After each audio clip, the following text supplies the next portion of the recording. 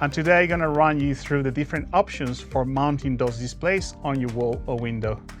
In here, we have the flash mounting system. So basically it is a box that can be installed inside a wall.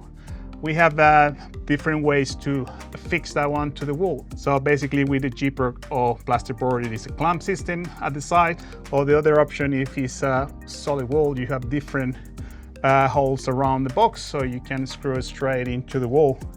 And inside this box, we have the bezel mount, where the display has a bezel distance of 75 by 75. So once you get your cables through the cable management at the back of the box, you install your display in here, and once you finish, you just put it in.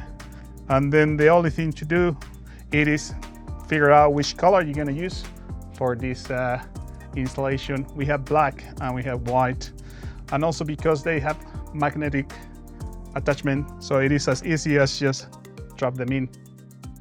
The next one that we have, or the next system, is for window systems. So basically this is a metal plate, 3 mils. At the back you can see there is a double face tape. You just peel the one, put it against the window, and in here the lip is going to be screwed to the main frame of your window.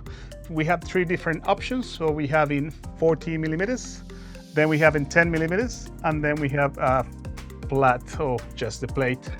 And once you install the main plate on the window, and remember to take the back side of the panel just with one screw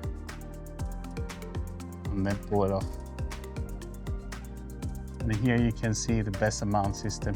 You just install this guy behind the display, and once it's that done, you just slide it in, and that's it. The options that we have in here on the table, plus the one options that comes with the display itself, that is the self-mounting, will cover all the different scenarios. If you have any question, please reach us by email or visit jans.com.au. Well, until then, ciao.